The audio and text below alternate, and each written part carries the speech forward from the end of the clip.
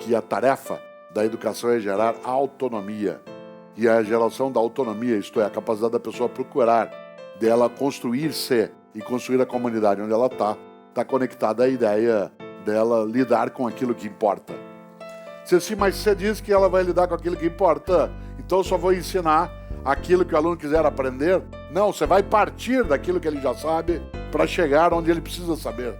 Eu não posso ensinar Platão, Aristóteles, Heráclito, Parmênides, Anaxágoras, Anaxímenes, Tales, Pitágoras, de modo abstrato. Tem que partir do cotidiano dele, das questões que ele tem, e aí eu vou chegar àquilo que é necessário naquela reflexão. Eu tenho que seduzi-lo naquele conhecimento. Eu tenho que partir do que ele já tem para chegar naquilo que ele ainda não tem.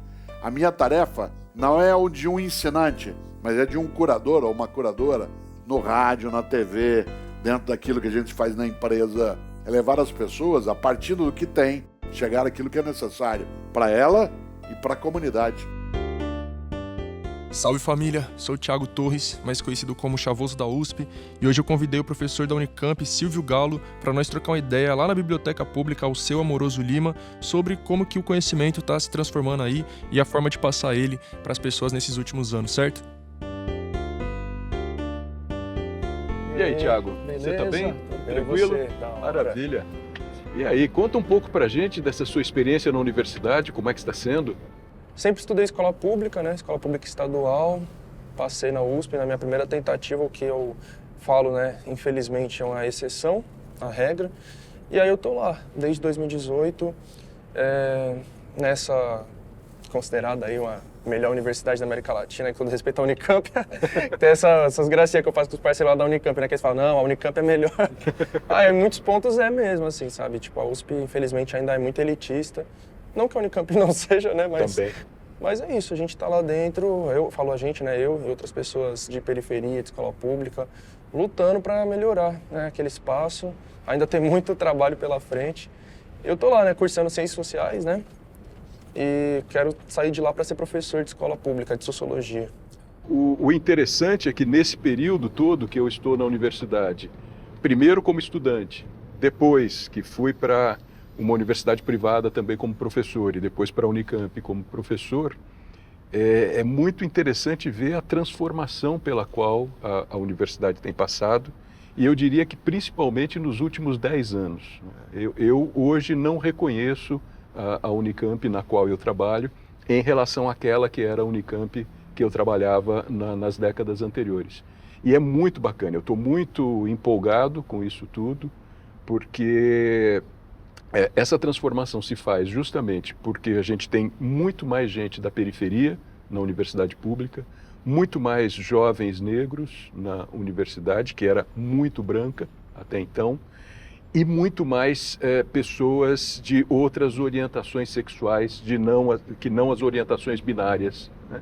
Então, isso tudo provocou uma transformação na universidade que é uma coisa incrível. A juventude hoje na universidade faz com que a universidade seja algo completamente diferente do que era e que faz com que nós, professores que ali estamos, também transformemos a nossa maneira de trabalhar, a nossa maneira de ensinar, as coisas que a gente estuda, né? Porque tem que dar conta dessa demanda que vem, né?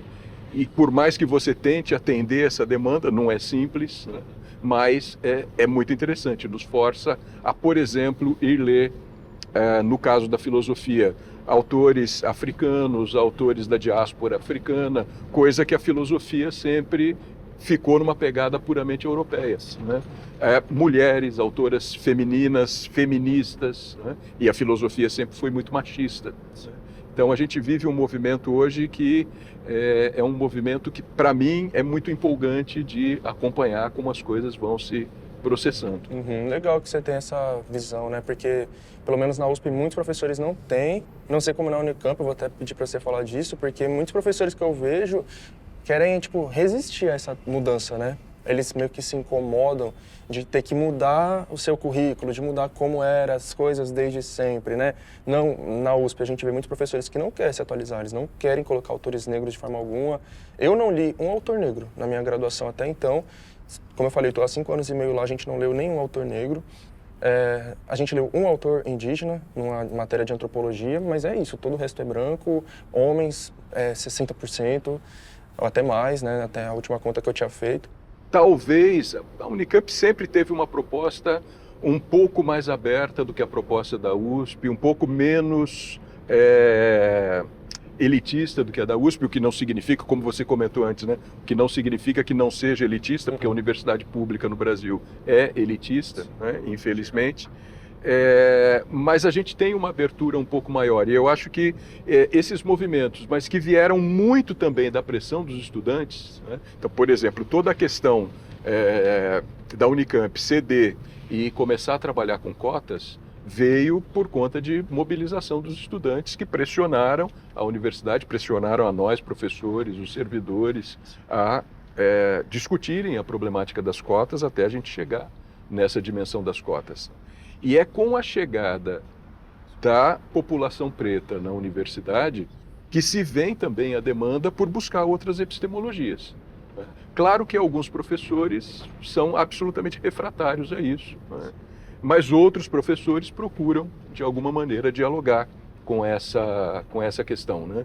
E do meu ponto de vista isso é muito interessante. Então eu particularmente tenho curtido muito esse momento, porque me parece que é outra coisa completamente distinta. Isso é muito bom, essa pressão, né? Como você falou, é fruto de pressão, né? Eu sempre falo pro pessoal isso, sabe? Tudo que a gente conquistou, de menor que seja, né? Foi por luta coletiva, foi por pressão, né? Eu faço muita palestra em escola pública, falando sobre a USP para os alunos. E aí eu falo para eles, assim, a gente conseguiu hoje entrar na universidade porque tiveram pessoas que lutaram lá atrás e lutaram muito, né? Na USP também a questão da conquista de cotas foi isso, né? Eu sempre falo, a USP foi a última universidade pública do Brasil que implementou cotas, a Unicamp foi a penúltima, né? Mas a USP foi a última mesmo. E ambas foi porque os alunos pressionaram muito, e assim, né, coletivamente, movimentos estudantil, indígena, negro, então a luta lá desses movimentos, desses coletivos lá, pressionando, fazendo ocupação, fazendo paralisação de aula, fazendo manifestação, trancaço, porque tinha uma resistência muito grande, né, então lá no caso da USP, muitos professores falavam nas aulas que se colocasse cotas ia diminuir a qualidade da universidade, né? Então, esse argumento raso, essa fala superficial que não tem nenhuma comprovação em nenhum sentido, né? Seja porque os estudantes cotistas depois têm um desempenho igual ou melhor do que os não cotistas, ou seja pela diversidade que isso vai colocar na universidade, como você falou, né? Então, se antes era tudo padronizado, um currículo padrão, eurocêntrico, agora a gente já tem coisas muito mais diversas, autores com... questionando e tendo embate, né, com o que sempre foi tido como natural. Então, se hoje a gente pode falar, por exemplo, que não, o Brasil não foi descoberto, ele foi invadido, é porque tiveram pessoas indígenas, pessoas negras, pautando isso ali, pressionando para levantar esse debate e mostrar. E isso incomoda essa elite intelectual, econômica, política, que quer a narrativa deles como sendo a única e sendo aceita por todos nós, né? A universidade, por si só, ela é muito conservadora enquanto instituição, conservadora no sentido de que ela se organiza para conservar o conhecimento, né? Então não estou dizendo necessariamente conservadora politicamente falando, também é, né? Mas ela tem essa perspectiva conservadora do conhecimento, né? Ela se vê como a guardiã do conhecimento produzido pela humanidade e, portanto, fica muito fechada a essas outras possibilidades de conhecimento que vêm de fora da universidade, né? Aos saberes populares, aos saberes dos povos originários, aos saberes, no nosso caso aqui no Brasil, dos povos africanos, né? E é com muita dificuldade que a universidade vai se abrindo para isso, né? Mas, ao mesmo tempo, é justamente essa abertura que promove uma transformação do conhecimento e uma transformação do próprio perfil da universidade e da própria produção de conhecimento que a universidade faz, né? Porque se a universidade tem esse aspecto de ser a guardiã, de ser como uma grande biblioteca, onde os conhecimentos estão e podem ser acessados, ela também, e é isso que a gente não pode se esquecer, ela também é um lugar de produção de conhecimento novo. Sim. E se a gente não se abre para essas outras perspectivas, para essas outras dimensões, a universidade vai ser só esse lugar de conservação e não um lugar de produção. E, pelo menos do meu ponto de vista, é importante que ela seja, pelo menos, essas duas coisas, né? Não dá para abrir mão de uma em nome da outra. Sim, e é legal que você falou da questão do conservadorismo político, né? Porque a gente viveu esses últimos anos, ainda está vivendo, né? Mas foi muito forte essa acusação de que a universidade é um ambiente de doutrinação esquerdista, comunista. Quem dera fosse, né? Porque o que a gente mais vê de posicionamento, seja da reitoria, seja de professores, seja, né, de pesquisadores, são esses posicionamentos mesmo conservadores, tipo de, sei lá, impedir que os alunos façam manifestações ou vão para manifestações importantíssimas e boicotar mesmo, como aconteceu recentemente lá na própria USP, na USP Leste, né? Como que a pandemia acabou trazendo esse novo mecanismo do ensino online, né, que as universidades acabam se apropriando disso, e aí, tipo, vai ter uma paralisação, vai ter uma tentativa de paralisar as aulas, e aí tem professores que vão dar aulas online para boicotar a manifestação legítima dos estudantes por permanência, tá ligado? Cobrando, porque também é isso, né? Não adianta só a gente entrar na universidade, a gente tem que conseguir permanecer lá dentro, e esse é o embate do momento. A gente conseguiu muito conquistar a entrada, não totalmente, né? Eu sempre falo que pra gente conquistar isso é acabando com o vestibular, né? Eu não sei o que você pensa, mas eu acredito que não deveria existir vestibular, só assim que as pessoas vão poder entrar de fato na universidade, porque mesmo com cotas você limita, né? Tipo, vai entrar, mas vai entrar aquela nata, entre aspas, da população negra, periférica, que já era estudiosa, que geralmente tem uma família que gosta de estudar, que já fez faculdade talvez, né? E na cota de escola pública você vai ver, não é o pessoal de escola estadual que está vindo. Por isso que no começo ainda ressaltei, né? Eu sou da escola pública estadual, porque quem entra lá é do Instituto Federal, é da ETEC. Então tem vários poréns aí, né? Então, enfim, a gente está conseguindo entrar, não totalmente ainda, mas não está conseguindo permanecer. Precisa ter mais políticas para permanência e a gente tenta lutar, tenta conquistar essas coisas, a gente sofre boicote, a gente sofre perseguição. No caso da USP, instalaram uma base da Polícia Militar dentro da universidade para impedir que os alunos ocupem os blocos lá da moradia estudantil que foram fechados. Então ela fechou 3 blocos da moradia estudantil que estão lá, sem alunos morando, né? Muitos alunos precisando de moradia. Então é muito complicado esse movimento. Eu venho, né, falar essas coisas, assim, fazer essas críticas, mas ao mesmo tempo falar para o pessoal, para a gente entrar na USP. A gente tem que entrar naquele espaço. Não é um espaço que tipo assim, tá desse jeito, então eu quero distância. Não, tá desse jeito, a gente tem que entrar para mudar, para transformar. Porque se depender só de quem está lá e sempre teve, não vai mudar. Vai depender da gente e tem que ser mudado, porque é isso que você falou, é um espaço de construção de conhecimento, um dos maiores, né, e mais importantes, e a gente tem que estar lá dominando aquele espaço, né?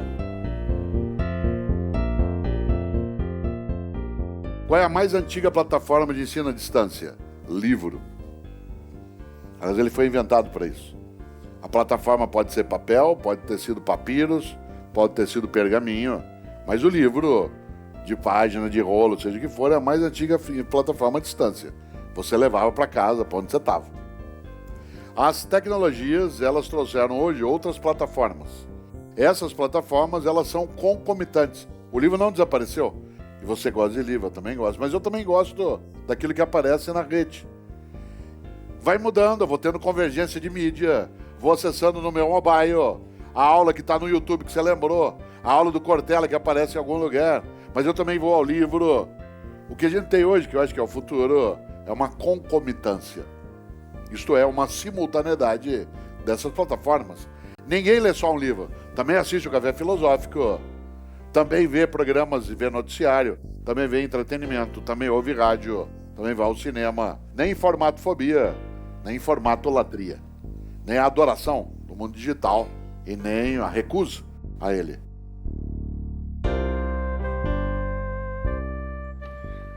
Então, professor, vamos trocar um papo aí sobre como que a gente está passando conhecimento adiante, né? Trocando conhecimento, eu gosto mais de falar assim, né? Eu acho que o senhor você, né? Vem de uma época que era bem diferente, né? Não tinha internet. Eu estava brisando nisso esses dias, né? Que eu tento buscar algumas informações hoje em dia pela internet ali, poucos cliques, poucas escritas ali eu já acho a informação. antigamente eu teria que vir até aqui, né, nessas bibliotecas e revirar muitos e muitos livros para poder achar uma informaçãozinha básica, né? E aí, o que você pensa disso, da internet e da mudança? Como que era antigamente? Você pode falar um pouco como era antes, eu posso falar um pouco de como é hoje, e a gente trocar o que mudou, o que melhorou, o que piorou. E o que você acha? Quando eu fiz a minha graduação, por exemplo, a gente lia nas bibliotecas. Fundamentalmente tinha que ir para as bibliotecas, procurar os livros. Já tínhamos naquela época a figura do Xerox, então você ia ali, fazia cópia, né? E durante muito tempo na universidade, a nossa forma de disponibilizar os textos para os estudantes era através do Xerox. E aí se instituiu uma prática que o professor criava uma pasta da disciplina e colocava lá todos os textos que iam ser estudados durante o semestre. E eu nunca fiz isso, eu sempre me recusei a fazer isso e dizia para os alunos, eu não faço, né, porque cada texto que a gente vai estudar está dentro de um livro, né? E se eu passo o texto estritamente para vocês, vocês estão perdendo a dimensão de que esse texto está dentro de um livro.